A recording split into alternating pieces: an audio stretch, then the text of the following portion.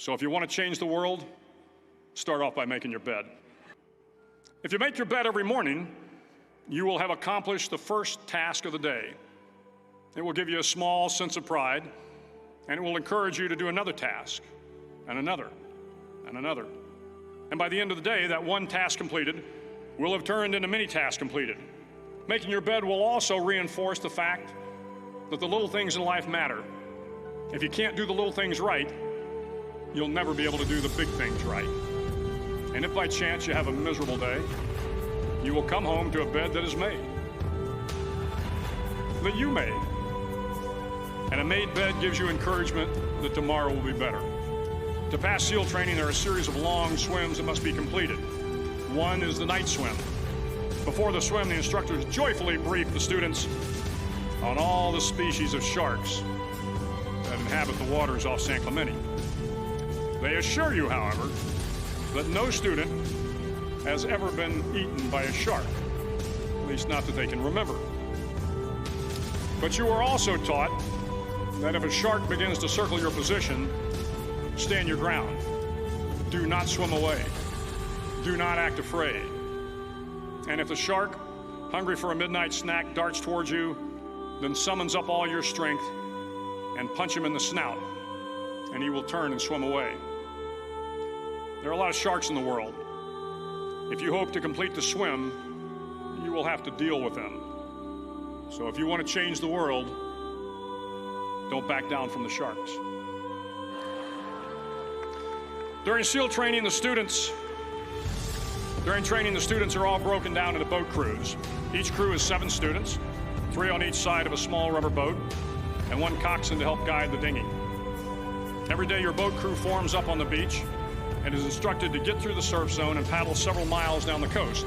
In the winter, the surf off San Diego can get to be 8 to 10 feet high, and it is exceedingly difficult to paddle through the plunging surf unless everyone digs in. Every paddle must be synchronized to the stroke count of the coxswain. Everyone must exert equal effort, or the boat will turn against the wave and be unceremoniously dumped back on the beach. For the boat to make it to its destination, everyone must paddle. You can't change the world alone. You will need some help. And to truly get from your starting point to your destination takes friends, colleagues, the goodwill of strangers, and a strong coxswain to guide you. If you want to change the world, find someone to help you paddle. Over a few weeks of difficult training, my SEAL class, which started with 150 men, was down to just 42. There were now 6 boat crews of 7 men each. I was in the boat with the tall guys, but the best boat crew we had was made up of the little guys, the Munchkin crew, we called them. No one was over 5'5". The Munchkin boat crew had 1 American Indian, 1 African American, 1 Polish American, 1 Greek American, 1 Italian American, and 2 tough kids from the Midwest. They out-paddled, outran, and outswam all the other boat crews. The big men in the other boat crews would always make good-natured fun of the tiny little flippers the Munchkins put on their tiny little feet prior to every swim. But somehow these little guys from every corner of the nation and the world always had the last laugh, swimming faster than everyone and reaching the shore long before the rest of us. SEAL training was a great equalizer. Nothing mattered but your will to succeed, not your color, not your ethnic background, not your education, not your social status. If you want to change the world, measure a person by the size of their heart, not by the size of their flippers. At least twice a week, the trainees were required to run the obstacle course. The obstacle course contained 25 obstacles, including a 10-foot wall, a 30-foot cargo net, a barbed wire crawl, to name a few. But the most challenging obstacle was the slide for life. It had a 3-level, 30-foot tower at one end and a 1-level tower at the other. In between was a 200-foot-long rope. You had to climb the 3-tiered tower, and once at the top, you grabbed the rope, swung underneath the rope, and pulled yourself hand over hand until you got to the other end. The record for the obstacle course had stood for years when my class began in 1977. The record seemed unbeatable, until one day a student decided to go down the slide for life head first. Instead of swinging his body underneath the rope and inching his way down, he bravely mounted the top of the rope and thrust himself forward. It was a dangerous move, seemingly foolish and fraught with risk.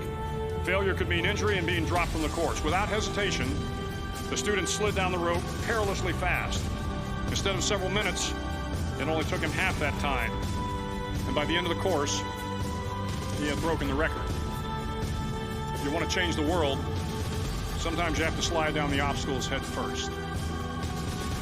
The 9th week of training is referred to as Hell Week.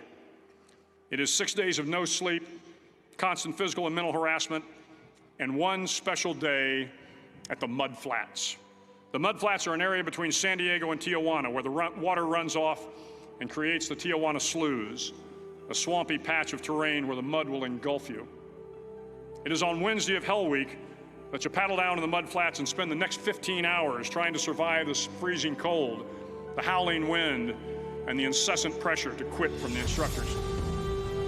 As the sun began to set that Wednesday evening, my training class, having committed some egregious infraction of the rules, was ordered into the mud. The mud consumed each man till there was nothing visible but our heads. The instructors told us we could leave the mud if only 5 men would quit. Only 5 men, just 5 men, and we could get out of the oppressive cold. Looking around the mud flat, it was apparent that some students were about to give up. It was still over 8 hours till the sun came up. 8 more hours of bone-chilling cold. The chattering teeth and shivering moans of the trainees were so loud, it was hard to hear anything. And then one voice began to echo through the night. One voice raised in song. The song was terribly out of tune, but sung with great enthusiasm. One voice became 2, and 2 became 3, and before long, everyone in the class was singing. The instructors threatened us with more time in the mud if we kept up the singing, but the singing persisted, and somehow the mud seemed a little warmer, and the wind a little tamer, and the dawn not so far away. If I have learned anything in my time traveling the world, it is the power of hope. The power of one person, a Washington, a Lincoln, King, Mandela, and even a young girl from Pakistan, Malala. One person can change the world by giving people hope. So if you want to change the world, start each day with a task completed. Find someone to help you through life. Respect everyone. Know that life is not fair and that you will fail often. But if you take some risks, step up when the times are the toughest, face down the bullies, lift up the downtrodden, and never, ever give up. If you do these things, the next generation and the generations that follow will live in a world far better than the one we have today. And what started here will indeed have changed the world for the better.